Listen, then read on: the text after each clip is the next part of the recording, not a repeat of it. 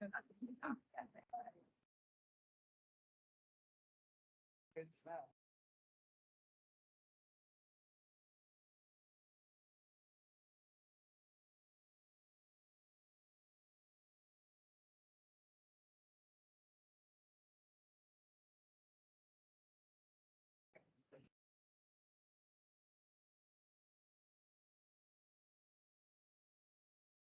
Good evening. Thank you for coming out to our Board of Candidates Forum. I'm Karen Grossman. I'm the PTA Council President. I have with me Melanie Van Dorn, our Vice President, and Tracy Liswan, one of our elementary Tom Potter building reps. Thank you to Melanie for making this happen, all the flyers, emails, everything that was sent out, helping field questions. This would be awesome at first, so I have to acknowledge it. And Tracy, thank you for being here and being our timekeeper. The format was we had questions sent in ahead of time so we could vet them. And each candidate will have a chance to answer the questions. We're going to start first with a 2-minute intro from each candidate.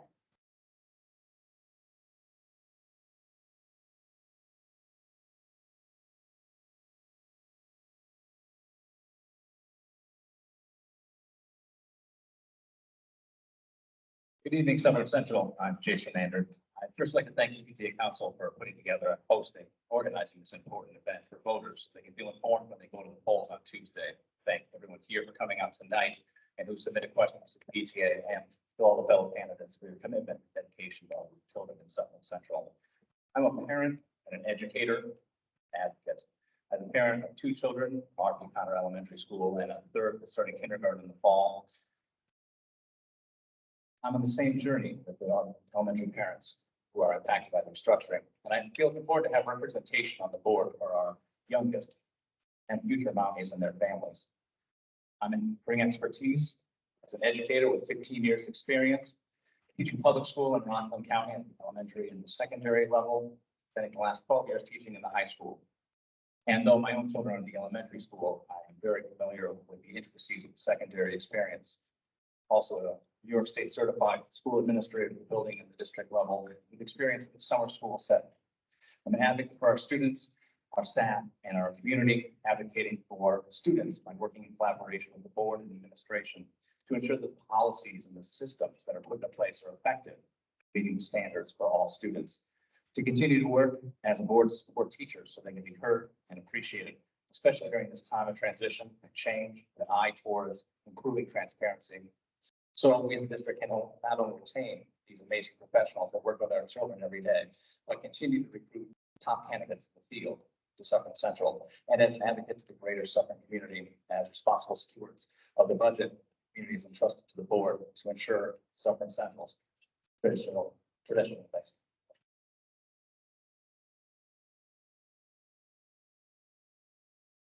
Hi, everyone. My name is Marla Dickman, like the sign says. I'm in my first 3-year term as a board member and just coming to the conclusion of that, and my 2nd year as vice president.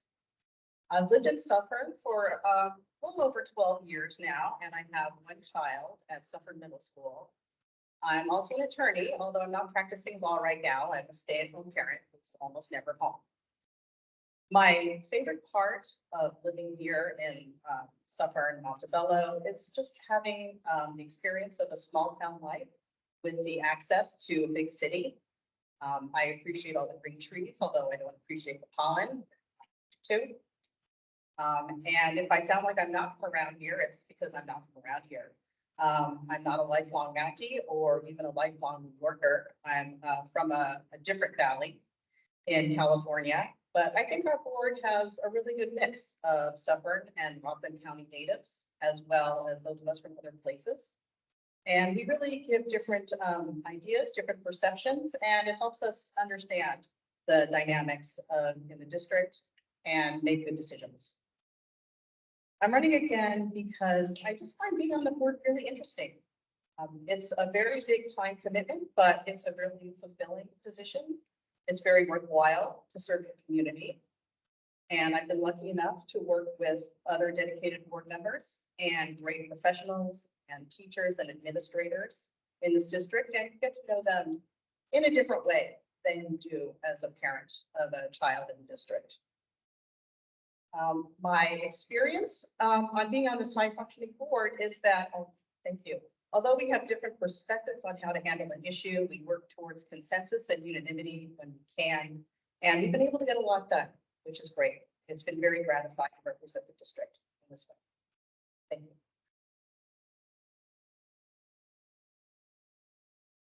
My time is up already.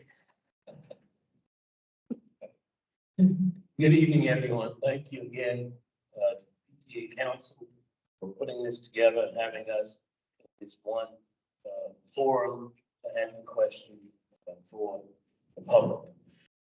Again, I'd like to thank the community for coming out to join us this evening. My name is Darrell Frazier. I'm a current resident of Sloatsburg since 2008. I was first appointed to this board to fill an unexpired seat in the mid to late 2020. On May 11th of 2021, I was elected to serve a full 3-year term. At the present time, I serve as the chairman of the School Security Committee and as a member of the Audit and Strategic Planning Committees.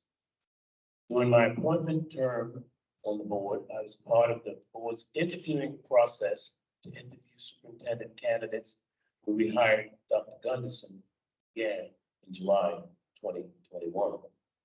To date, we have worked on several budgets that have served our district well. Re-elected to another 3-year term, I look forward to working with our superintendent, our administrators, and parents to ensure a successful elementary school restructuring process, as well as other important educational programs to include special education and our reading programs. I'm not lifelong suffering family. I went to school here. I was born in Queens, originally from Charleston, South Carolina. It's been a pleasure serving on this board, and I thank you again for coming out this evening. My name is Joseph Bernard. I want to thank the PTA for putting this together tonight. It's a lot of work. I have 2 children. I have Olivia, who's in middle school, and my son Joseph, who's in Viola. As a parent, I was outraged how the closure and restructuring of the schools was done in less than a year. There was very little transparency to it. Board members ignored the public. We were at a meeting with pretty much 200 parents almost crying with staging kids, and there was silence from the board. That's outrageous. And also, on top of all of that, they thought it was a great idea to raise up taxes this year. And now they closed the school and restructured it, they raised our tax on top of it. And if I'm elected to this board, I can possibly change they won't. My team is going to work very diligently to try to stop that closure of the July meeting. Elected as a team. Myself, Virginia, and Kevin are working very hard to bring some stability back to this board. Because for the last 3 years, it's gone rogue. They've raised taxes over 6% on the homeowners, slashed services in the district. In addition, now slashing schools. What's next if this board stays together? We need some fresh transparency. We need people that actually care about the kids and not just say, oh, it's okay. We close, let's close Cherry. How about Sloatsburg next? Let's put all one school, then we'll go to the postings. That's not how boards work. They're supposed to protect the children. This comes first, and then teachers and parents. And I hope to have your vote. And come Tuesday, this board needs a drastic change because the direction this district is heading in right now can't go on. Thank you. Good evening. My name is Jennifer Hodge. With the exception of a few years, I've lived in Suffern my whole life. Suffern High School graduate. My daughter's a Suffern High School graduate, and I have a son in 10th grade at Suffern High. I want to thank PTA Council for putting this event together. Having been on PTA a long time, I know how much work goes into this type of event. So Melanie Van Dorn, Karen Grossman, and Tracy Liswan, who I had the pleasure of meeting tonight. I really appreciate you doing that for us and for the community. I also want to thank a community organization called Voice, which takes responsibility for reminding our community how important it is to come out and vote. in support of a candidate or a budget that you feel is appropriate. I'd also like to thank the Suffern Education Association, particularly Colleen Annunziata, Patty Marina, Jim Marina, and John Canty for putting in hours of their own personal time to work toward a better district. I want to thank them for their endorsement. It is so valuable and so appreciated, and I want to make sure that they know how important that is to me. So if you don't already follow them on, or like them on Facebook and follow them on Instagram, I suggest you do so, Suffern Education Association. I want to thank our wonderful administration, Dr. Gunderson, Larry Montold, Lisa Casaldo, Lisa Weber, Billy Castelline, and Jenny Mermelstein for making serving on this board for the past 3 years an absolute pleasure. And I'd also like to thank my fellow board members, Marlo, Daryl, Chris, Paul, Matt, and Tom. Working with you made the decision to run again very simple. Thank you. Hi, I'm Virginia Rourke. I'm great at this, but I will tell you, I've been in the district, I've been in the town of Ramapo for 50 years. I've been in Suffern School District for 40. I had 4 daughters who graduated from private school into public school, into the high school. And to this day, the one thing they will say to me, the best education they get was Suffern High School. You're successful, also a real estate agent. I know a lot what's going on in the neighborhoods, with the school districts, and all town and Ramapo. I thought this would be a time when I can have some time for myself to contribute to my community. I attend Sacred Heart Church. I have not attended many meetings. I'm sure that's very apparent. I am very involved with the voting system for the town, for the state of New York. I'm a manager at the polls. It disappoints me at the amount of people who come out, see something, say something, and when people see me at my voting poll, manager, they will say, Virginia, you're living the dream. You're living what we said. There's nothing like seeing new people come to our area, come to vote for the first time, come to register for your schools or my schools. And I can say our communities are changing. My motivation for this was just to be part of it. I'd like to see good changes happen. As I said, I grew up in the whole town of Ramapo. I am familiar. I'm not a great speaker. I'm a good listener. I'm definitely a hard worker. Like anything about real estate to help you for the community and help contribute for people coming into our area, because as far as I'm concerned, we put a pool in this year. We are staying here. Nothing's getting us out of this area. Thank you very much.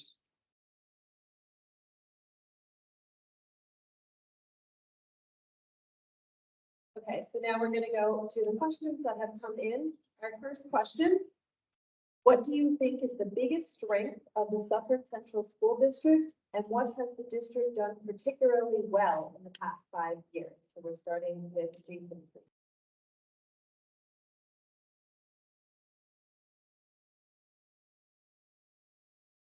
There we go. Sorry, slides.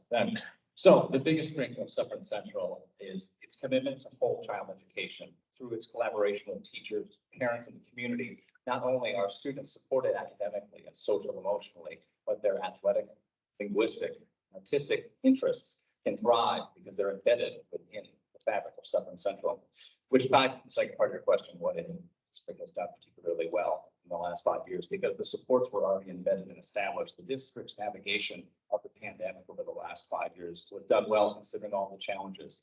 And as the district worked not only to address the academic skills gap, but more importantly, to support the students' social emotional health in that successful manner.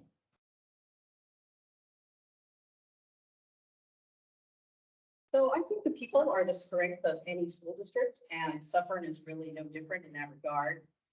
There's widespread support from the Suffern community for events in the schools and within the schools themselves. I think communication has improved tremendously. That was a big criticism of the schools. And with the Suffern Scoop, with the revision of the Excelsior, providing recaps of school board meetings, consolidating school newsletters on the Some More app, and putting in place the mobile app, really, I think has made it much easier to get information about the school and receive information as well. The Mountie Minds, the thought exchange surveys that have been going out have been really helpful for getting input from the community. I also think that there's been a great deal of improvement with the non-public community. They are part of our district as well. And Dr. Gunderson has gone through a tremendous, put a tremendous effort in lines of communication with them and responses when they have questions. Thank you. So the first part of the question is, our district hires excellent teachers. Second part of what the district done particularly well in the last 5 years, I agree with Jason. We did a great job of remote learning, something that came out of the web on the fly. We did a great job there. We also have elevated our athletic teams, music and arts programs in our district and continue to do so. I can talk about this from a different perspective. I'm all, in addition to being a sales or business owner, I also am a college coach at the Lake University here in Rockland County. And I've been coaching for many years. Our district has a fabulous athletic department. Yeah. Right now, our district, if we continue the way we are, we're gonna be like East Rama. Hate to say that, we're ahead of us.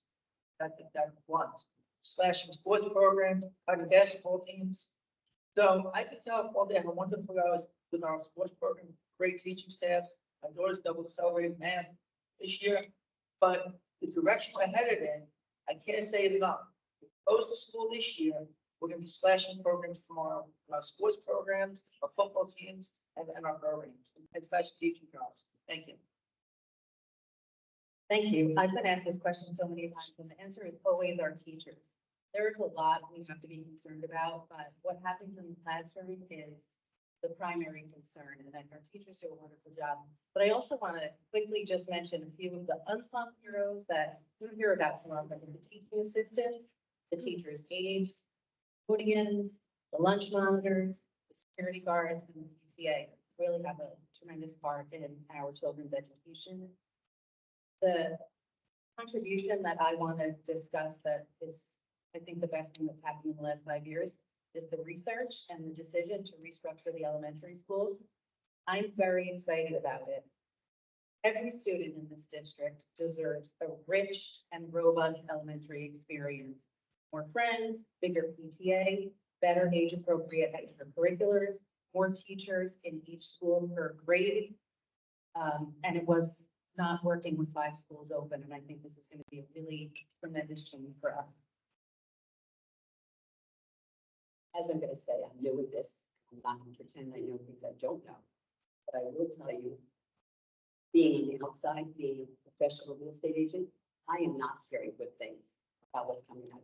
It's only as far as the kids are doing great. That's wonderful.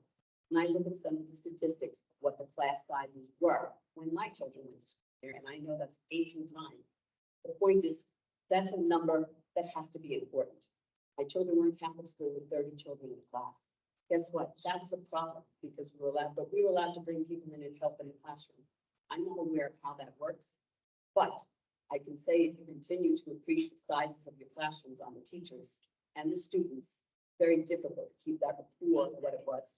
I appreciate the school district. I think it's great. It can only go forward. I want to be a part of it.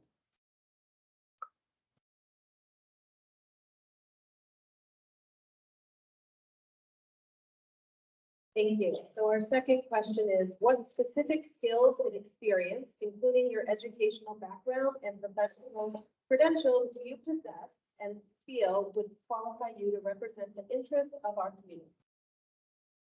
So my educational background is I have a bachelor's degree in communication, and I also have a law degree, and I'm licensed to practice law in New York. It's really come in handy because the board is the policy arm of the district.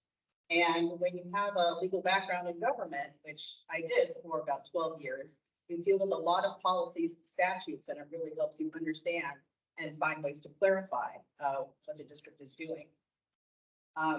We also, on the board, have to make a lot of decisions related to litigation.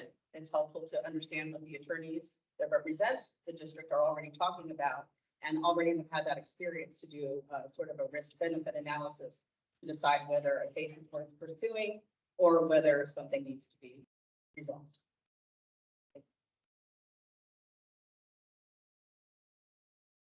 My 20 years as a law enforcement officer has taught me how to be a thinker and an analyzer. I am a great listener and I respect the opinions of others. I strive to get along with everyone by respecting them as individuals. Analyze things, criticize things, and look at it again, making sure I'm making the right decision. Once a decision has been made, I get it.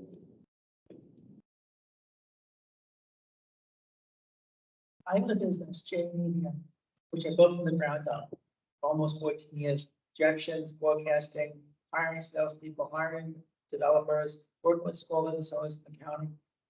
As a business owner, I can really give a lot to the board on those types of things, setting goals. But also, I'm remarried. I went through a brutal divorce for 8 years. And during that time, before I remarried my beautiful wife, Megan, I saw how the district treats divorced dads. And I know some divorced moms, horrific, to say the least. As someone that been through hell and back, I would really help more on the board to give that board that perspective and the schools that perspective on how to handle divorced parents and non-custodial. And also as my coaching background, as helping you identify talent, which I do consistently, is to be the best to the board. Thank you. This is so boring. And a human resources business partner for a national, publicly held professional employer organization, which is just kind of a fancy word for a payroll company. But I have about 100 clients that I support every day with human resources needs, including policy, interpreting policy, reviewing policy, which has come in very handy. I'm on the policy committee with the board. I speak with clients every day about compliance, which also is very closely associated to my work on the board, and employee relations, which again is closely related to work on the board when it comes to employee and staff. As far as my education, I was an RN, became a mother for 12 years and then went into real estate. I was also confined in real estate. My biggest praise with my children is that perception is not always reality. In real estate, we are not allowed to discuss who's, because it becomes an issue of who said, and what's the best thing for the people coming to our towns. And I can tell you that I'm a big supporter of this. I think my skills are, I can evaluate, I can look at situations, I can bend, but I'm also a rule follower. I will search something to the nth number to make sure that I understand where I'm voting and what I'm looking at that will be successful for the children and the teachers. Thank you for your time.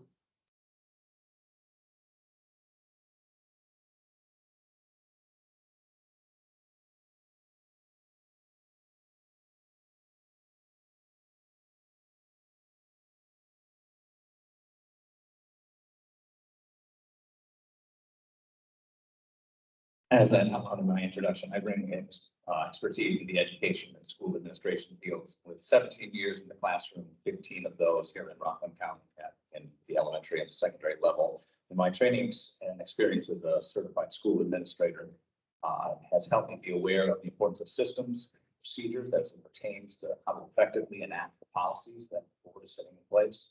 But equally as important, I bring the skills of listening with empathy, collaboration, communicating with transparency, and will continue to push the district to be forward-thinking as it works to address the challenges it faces now. Thank you. Okay, our third question. What issues do you believe Suffern Central School District needs to address in its academic program and offering? What changes do you recommend?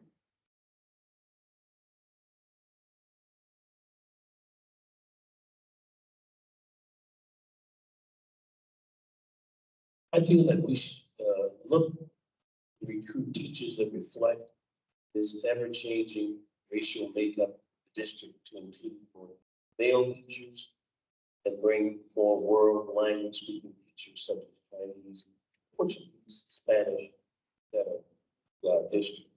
Not to say that this is something that's being ignored, our administrators are looking at that.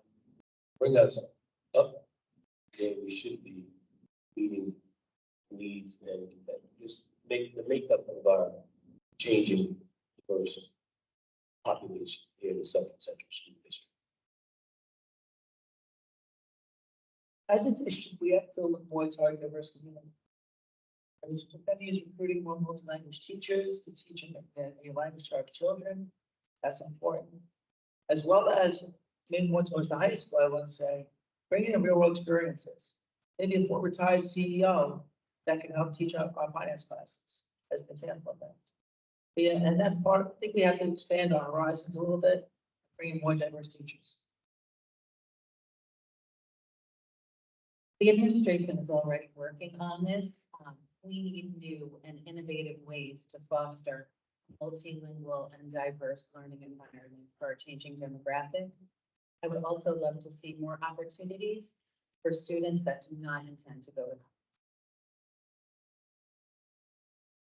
And be short, because I really don't have any suggestions except to say I have to learn, see, just know statistics, and statistics don't say anything.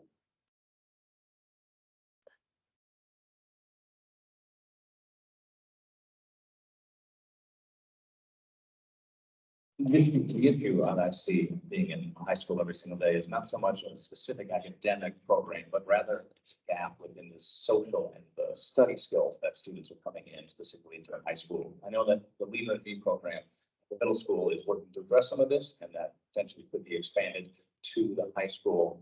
It's also another opportunity to potentially bring in something like a freshman academy or something that's embedded within homeroom that will provide support for these study skills, like note-taking, time management in the classroom, as well as the social skills that can be tailored to the needs of the building. Again, getting back to COVID and some of those issues that we're still working through. Additionally, building on programs such as the Cybersecurity Academy that can provide a career-ready focus targeted at in-demand fields.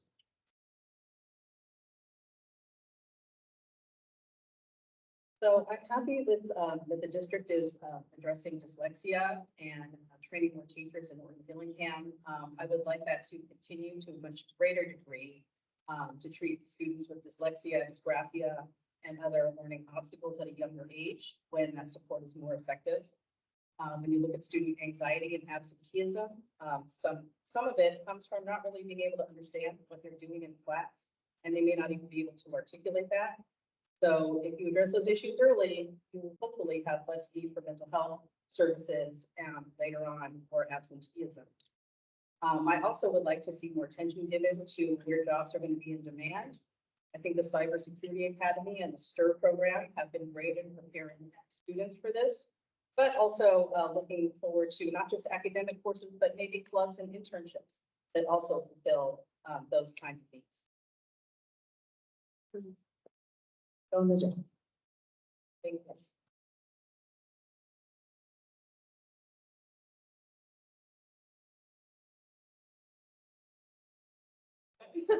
I know, it's a little confusing. Okay, our fourth question. Many candidates have noted the restructure as one of their top priorities. Now that the elementary school restructuring program is in place, how will you support it going forward? How do you imagine your role in monitoring the change? Well, first of all, I would support it. That's the first issue. As I mentioned in my opening, myself, Virginia, and Kevin, the first meeting as a team were elected, making a motion to reopen my own. I stopped that closure immediately. I put it off for a year. And it's not, we can't do it this year. The following year, we'll work is like hell to attract new students to the district, to try to open up the curriculum there as far as out of tuition, out of district tuition, and also attracting new homeowners into the district that have families in the boroughs. And as I said again, my goal and my team's on this board is to reopen Viola because the way this was handled was outrageous. I don't accept it. And I knocked over 300 doors, almost 400, near to the homeowners and the parents of this district. Thank you. I know how much time, effort, and thought the administration has put into this plan. I trust it completely. Having been on the board, as any school business, my hope and my expectation is, as it is with everything else, to learn from the administration at board meetings, what seems to be working well, what might not be up to Suffern Central standards, and what may not have been anticipated. This administration always welcomes and often solicits input, advice, and thought from the board, and I anticipate the same with regard to this issue. Again, familiar with what's going on because I'm part of the community. My concern has always been that if you remove a school, what does it say for a community that starts removing schools or restructuring children? I'm concerned about the travel of these children to longer distance than around the corner from their homes and shifting these children around, but I'm not going to go by something I don't know statistics. I'm presuming that the previous board did what was best for the children, but I'm certainly going to look at it, as Joe said, and like to make sure that this becomes the best thing for the teachers and the schools, for the children, for their future.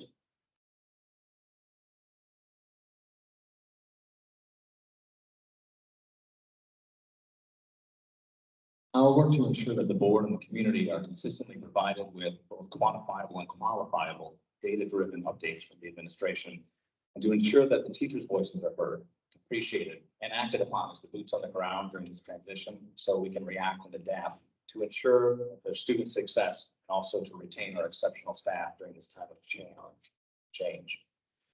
I'll utilize all available avenues during board meetings to drill down specific questions and concerns, provide transparent communication and insight during board member comments, and work to initiate a long-term plan for the Viola Elementary School building to ensure it remains district property. It's utilized to its fullest potential for monetization, to target elementary enrollment for when it will be utilized again as a district elementary school. First, listening to parents and staff and students to hear what the community is experiencing, what's going well, and where the challenges are. Secondly, being a responsive board. Even though this administration has put a tremendous amount of time and effort into logistics and preparation, you always have to expect the unexpected. And luckily, this board is very quick to respond when it needs to and decide on an issue, pass a resolution, whatever needs to be done. I'm happy to report that by attending the Montebello and the Sloatsburg open houses, we've already seen a really tremendous positive response to the restructuring. And finally, I would like to say that Viola will be occupied by BOCES, which also houses Suffern students. So it's not really a loss for the district. I think it's a gain in many ways for Suffern students who attend BOCES and can now take advantage of their programs. Thank you. I will give this restructuring 100% support by making collaborative decisions that needs to be made. I will rely on the public and the superintendent and our administrators to express as to the changes that are going to need to be made to adjust and to move forward and bring other things in we may need. I will also, like I say, continue to work with our board to see where we can work even harder to bring things that we haven't looked at into the district. So I'm looking forward to moving forward the educational opportunity for our students.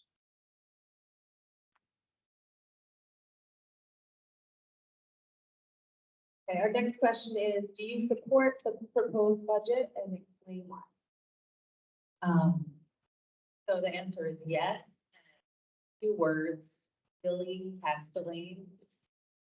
Anybody who's attended any of the recent board meetings and seen Billy's presentation will understand why he has spent countless hours defining the budget. He has taken the time to present it to us multiple times in great detail, answer questions that we have. He's explained the thought process behind it, compared it to last year's budget, addressed government funding, and accommodated the significant dynamics, particularly with the restructure. But he's really done a tremendous job in informing us, and I feel very comfortable with the work that he's done.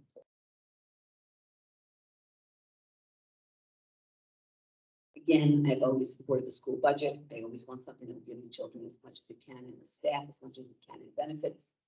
I don't know that once I learned how to evaluate, I did watch the last thing for the budget. And I find it interesting in the details and intricacy of the whole thing. Go down to come to support something that's going to help the kids and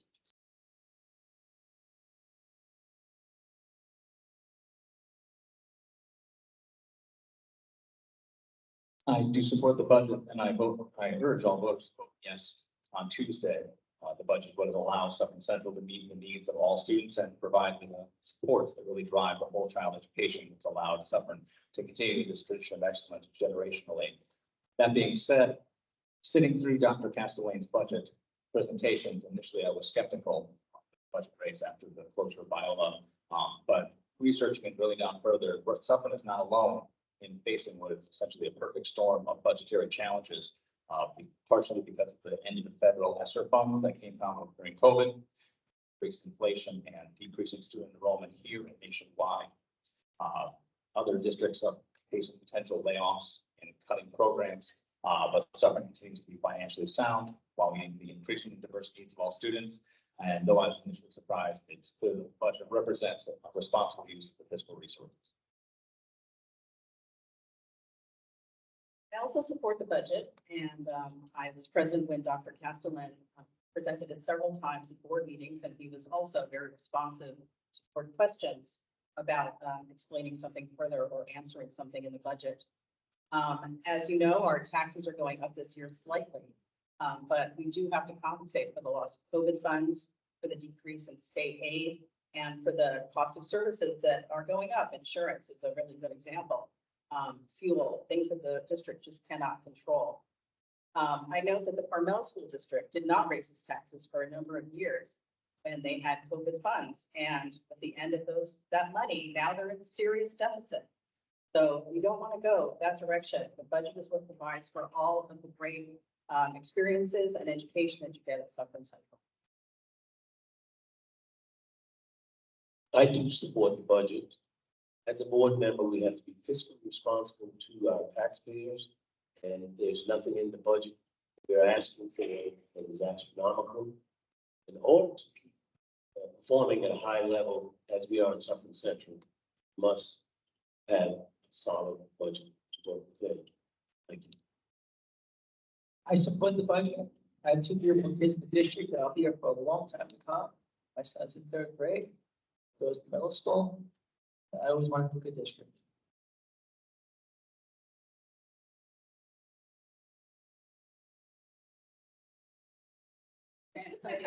okay, we're back. Okay, next question. Could you support a board decision you did not vote in favor of? Why or why? I am a team player. We do it in nursing, real estate, while raising 4 beautiful daughters. You just learn to play the fields fairly and equally for everybody. But you learn to use the ears that you have and make sure you make a sound decision. And again, a team player, I'm going to support what the team suggests.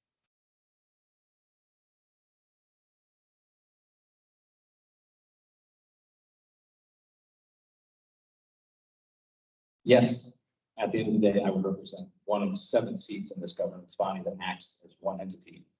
I hope through the exploration, discussion, and decision-making processes on the board that there's ample space for dissenting views and healthy debate. But in the same way that I will work to monitor the elementary school restructuring through daily driven updates, to hold the board and the community with transparency, I would work to hold the board and administration accountable to its mission to serve stakeholders. So the best part of being on the current board is that everyone has the best interests of the district in mind. And that doesn't necessarily look the same to all 7 of us, and reasonable minds can differ. And that's a very healthy approach to problem solving. When you take your oath as a board member, you acknowledge that the board only has power as the board, and you register your dissent with your vote. But you do have to keep in mind that the administration is relying on the decisions of the board for short-term and long-term planning. And so that's why, even if you disagree, you have to support what the board decides to do as a whole. And then you don't undermine the board's decision-making. You want confidence and a good relationship between the board and the administration. Yes, I can support the decision that has been made. I might not agree with it. We have our time and chances to actually air our differences. Once the vote has been taken, we must move on, accept it, keep moving. I'm very passionate. Everything I do. And as working at a college, being in a business, dealing with clients every single day, I'm not always in favor of things. But after the vote is taken, I will always support the decision the board is, if I'm not in favor of something.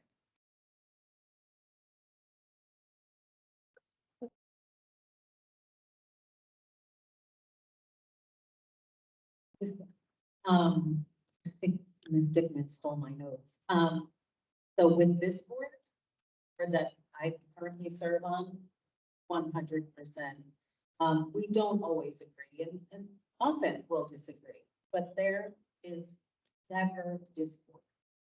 And I'm so confident that the administration and everybody on this current board has the best interest of the students in mind. So I would support any decision made as with this board.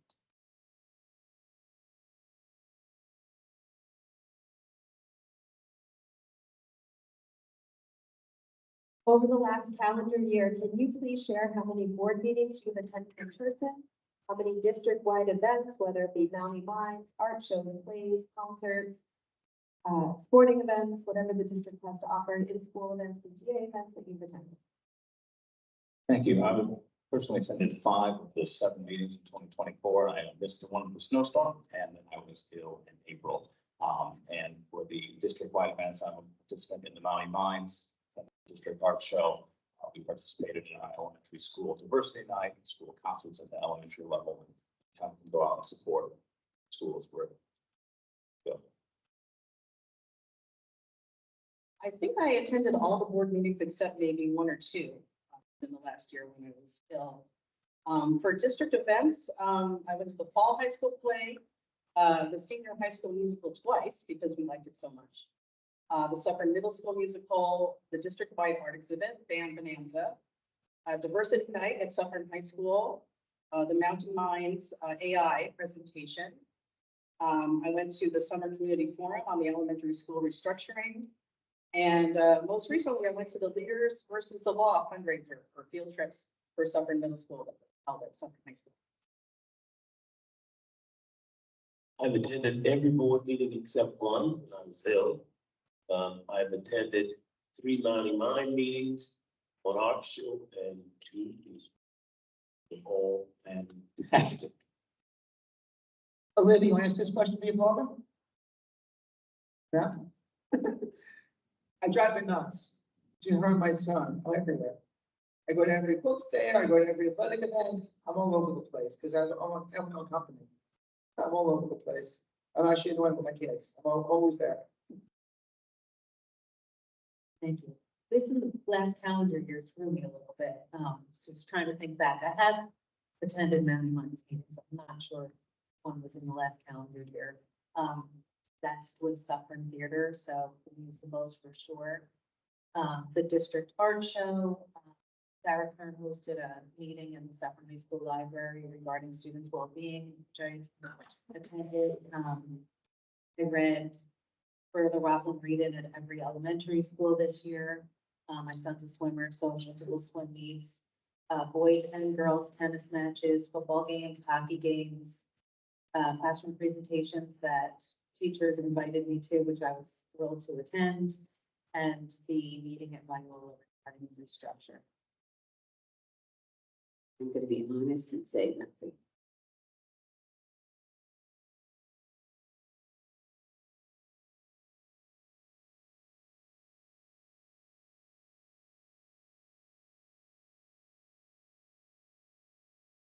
Okay, our next question, what is your philosophy on special education?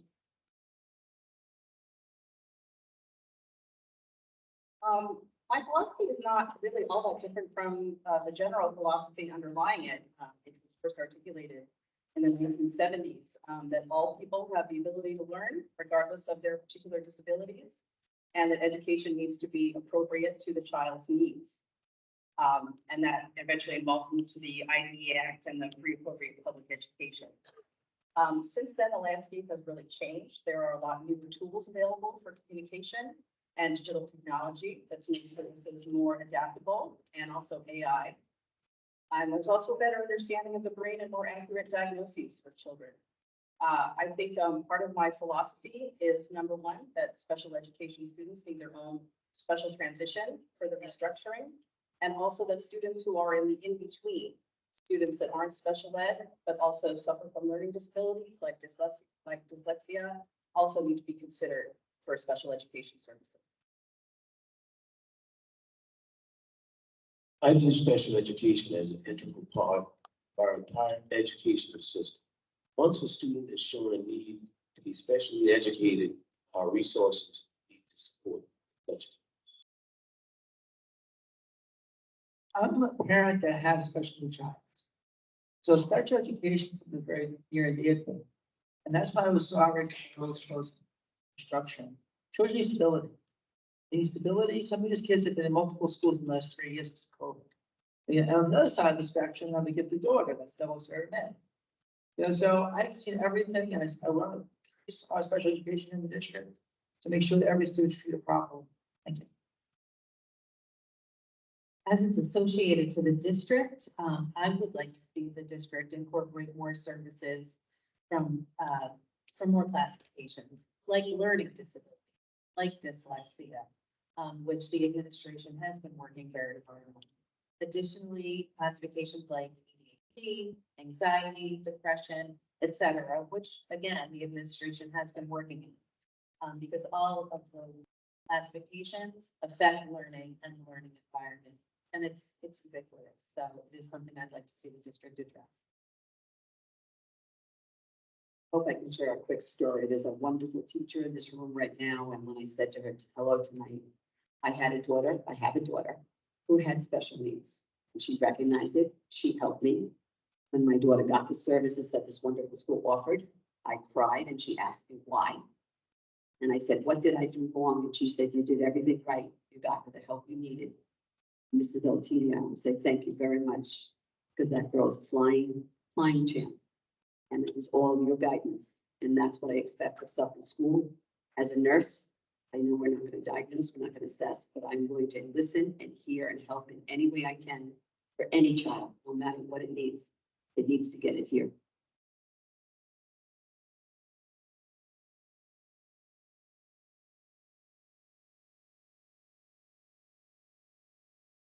My philosophy on special education is that all students should learn in their least restrictive environment possible for them to receive their free and appropriate public education and impactful on their IEP or 504 plan, and to support the staff whose collaboration and teamwork are essential for the success of every child in Suffolk Central, as well as continue to work with SEPTA, an important organization that brings together parents and teachers to meet the needs of our special education population.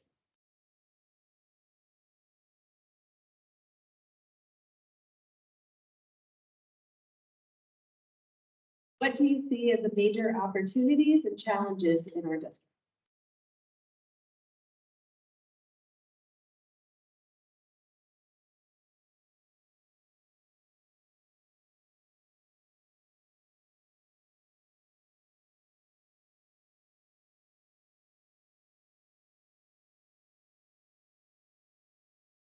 The major opportunities I see and challenges for our district is staying ahead of economical challenges at times. As Jason stated earlier, we're just right now going through the worst economy I think we've seen in a while. To stay ahead of that is going to take a lot of work, a lot of smart maneuvers, a lot of financial restraint. That is the main concern. I think the biggest opportunity we have here is to expand our whole community. Listen to the community. There's some very bright minds that are parents in our community that attend board meetings regularly and not listen to it all. So I think that it's very important that as a district, we actually listen to parents. They all have very good ideas, and it's many board meetings where I give them speak address the board. and half of this falls on deaf ears. And I'll say it again, the failure of this board, our three incumbents, not to listen to the parents about the restructuring was outrageous. And I think that as homeowners, as renters, as parents, I really hope that the opportunity that we see is to fix this board. Thank you. I'm gonna be quick and I'm gonna read because I have a lot. The dress code and the enforcement of it, especially in Suffolk Middle School, no one should comment on a girl's appearance, including her clothing and especially her body. We need to start thinking about the way a girl feels in the moment she hears that the way she looks is a problem. I hope our technology team considers ways to automate communication from any staff that leads an event outside of the school day. We have every family's email address. We should all know what the events are, when they'll occur, what time students need to arrive, what time the event begins, what students should bring, what they may need to prepare, what they should wear, information, rescheduling specifics, when to pick up, where to pick up, and whether spectators are welcome. We rely on the kids, but they are kids. Every student should meet face-to-face with their guidance counselor at least once a year, but ideally twice. Opportunities, I'm just gonna go back to real estate and just resident living here for 40 years. There's lots of opportunities in our area. There's so much going on. There's so much moving and people coming and going. And I see people coming in the area all the time. And again, I don't know the numbers, but when I see families coming to homes in some of my communities, there are family owners of the homes who are not living there, but they're renting their homes and there are 4 to 6 children in that house. My idea is that this is what's going to continue to happen in our area. Are we facilitating the education of these children and any child that deserves an education?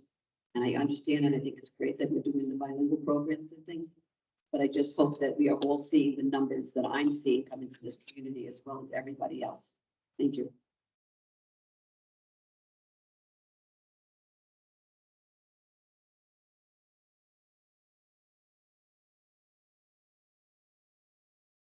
There's opportunities for the district to uphold the benefits of proposed during restructuring, the way to ensure student success and to rebuild some of the trust with the community that was shaken during that process. And for the opportunity to the district to further develop its network in collaboration with the third-party transportation providers for the non-public students as a way to meet their needs, as well as being fiscally responsible for transportation, the district. Challenges are to keep the elementary school restructuring to be successful and the increase of the ELL student population within our district and make sure that they are supported in their learning being successful. So one of the challenges that I see is also an opportunity. And the challenge is for students who are coming into this district who don't speak English. And it is very labor intensive at the beginning to have them learn English and to be able to go into the classrooms and learn. But at the same time, there's a huge opportunity for bilingual professionals in the world, and particularly Spanish speaking, and particularly in education. So we have a huge opportunity here to expand our world language program to have bilingual or even trilingual speakers in our school, which will help them tremendously once they get out into the workplace. Second, really, there's a huge challenge with transportation. It requires long-term strategic planning on part of the district, but also working with our representatives to get more aid to Suffern, to recognize the unique position that Suffern and other districts hold in the state with a large and growing number of non-public students.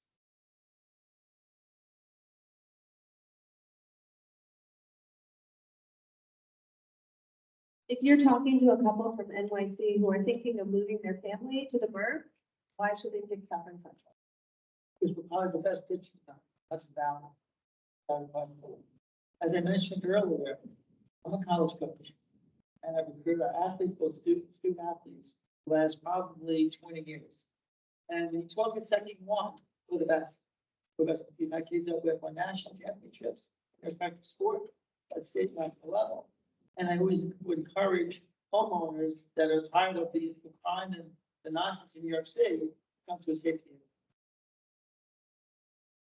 It's for close personal relationships. This is a community of families where everyone takes care of each other and everybody cares about your kid.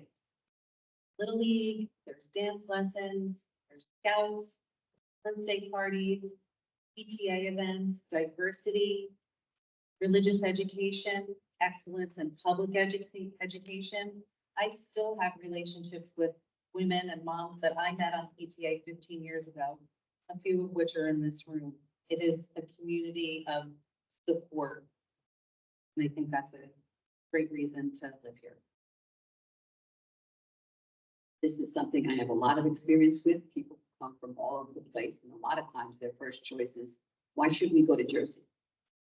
And I try to say that in real estate, I'm not allowed to push anybody to any particular school district. And one of the things I did do prior to deciding to run for this was look at some of our statistics. I'm sure you all look at the same statistics, and they've changed quite a bit from, at least, we're talking 25 years with my children. But my point is, statistics are not everything. And I think we have to look at the big picture. And when I meet these families, I take them to all of the school districts and I just let them see what's available. And I can tell you, it's always a positive thing when they come and they look at the numbers for Suffolk schools.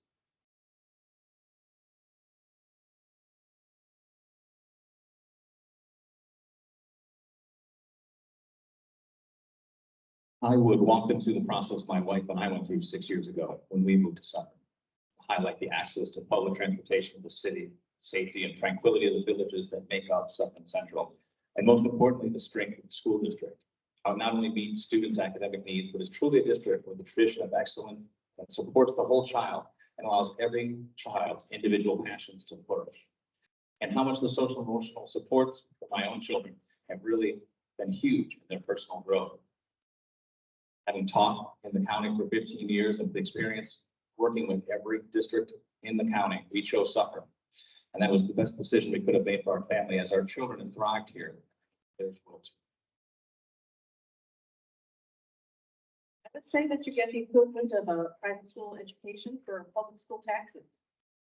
What Suffern offers, a small class size, low student teacher ratio, transportation and music program, a theater program, arts program, physical education, school nurses every day, safety, devices for each student. These should not be taken for granted because I was educated in a large city school district where we didn't have them. And to get those, you would have to pay $50,000 to $70,000 per child. Our property taxes are high, but you get a lot for your money. I would also say that the Suffern and Sloatsburg libraries are such an essential and important part of this community. Where else does the does the children's librarian know your child's name, how old they are, what they're interested in, what school they go to, and they have all kinds of programs to keep them engaged with reading. And if you miss the city, there's a train right here. You can be there now. Why move to Suffolk Central School District? Obviously, great educational opportunity we have to offer. My time was like, really again.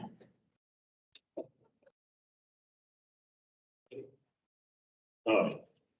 Okay. So, as I was saying, the educational opportunity in our district are just the greatest. The numbers that we have seen shows that our high school enrollment is always going up. Elementary is dropping, high school is going up. Why? We want their kids to graduate from well-performing, great, academically sound high school. Right, Suffolk High School. Another reason for moving to the suburbs here in this area, not just Suffolk Central School District, Sloatsburg is a great area.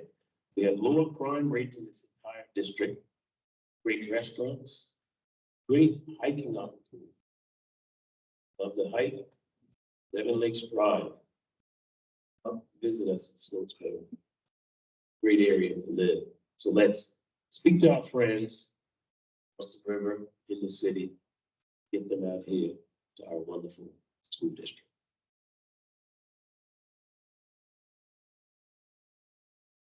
Okay, that ends our question and answer portion.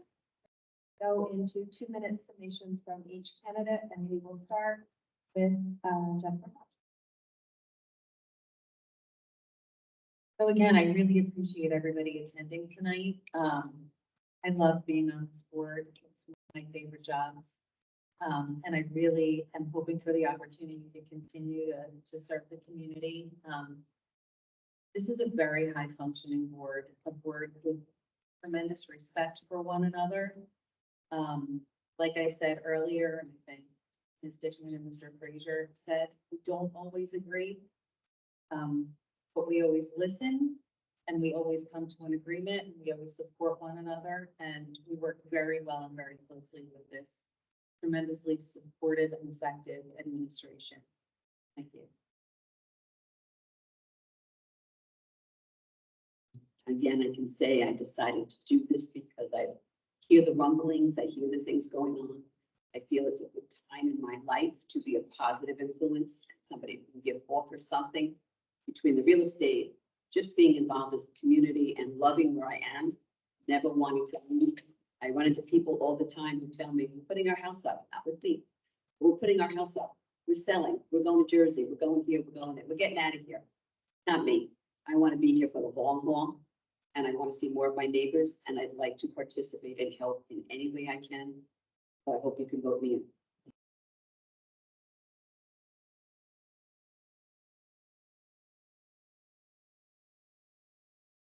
Thank you again to the PTA Council for hosting this important community event to inform the voters of Suffolk Central. Thank you all for coming and attending tonight, taking the time to be here. Thank you to all fellow candidates. It was wonderful to learn more about you. Continued dedication and support of students in Suffolk Central. As a board member, I will not only bring the experience of a parent, educator, and an advocate, but also the important ability to listen with empathy, collaborate, communicate with transparency, and work to serve all students in Suffolk Central.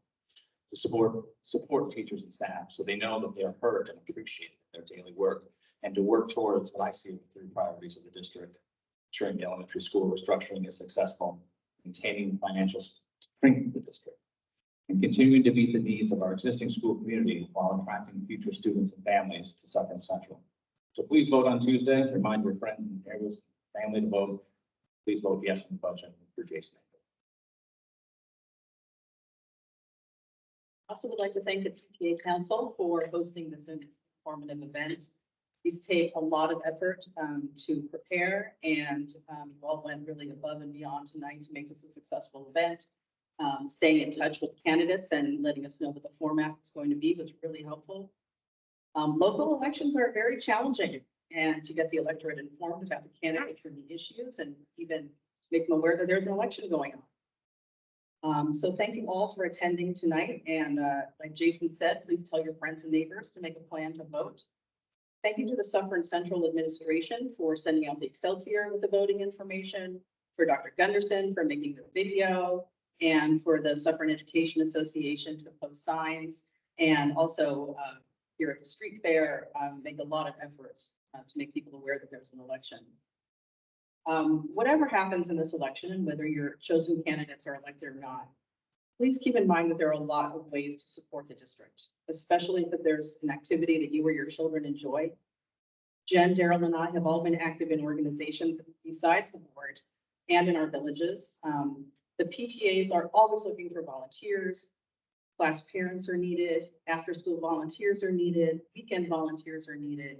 The Reach Foundation is looking for volunteers. Scouts, NISMA, district events, one Suffolk Day, a few hours a year can make a big difference in how an event goes on. And it also can really help change perspective about the good things that are happening in our district, and really helps you be informed and be able to talk to families who are considering moving into the district about all the things that make Suffolk great.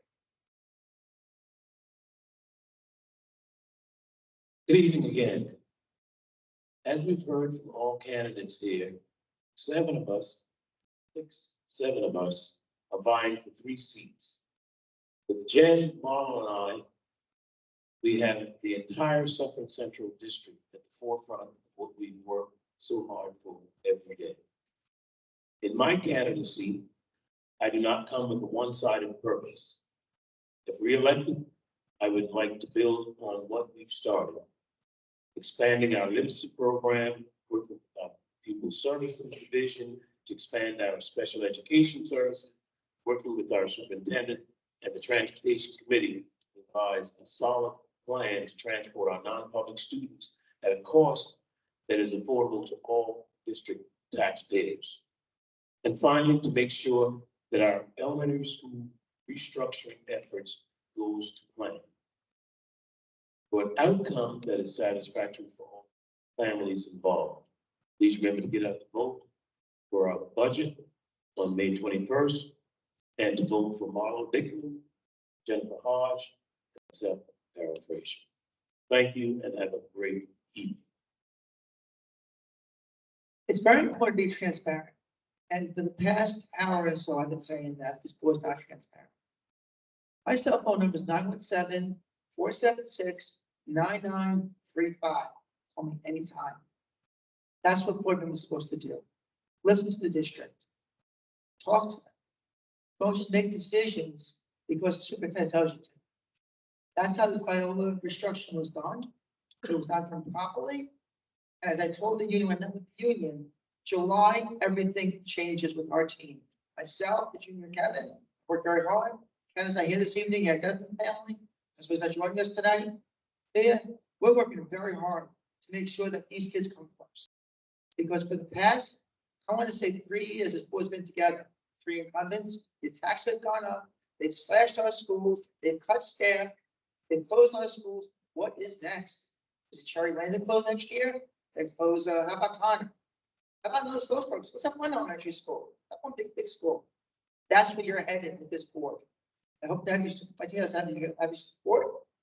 And thank you for your time. Thank you, the PTA, for putting this together this evening. Thank you.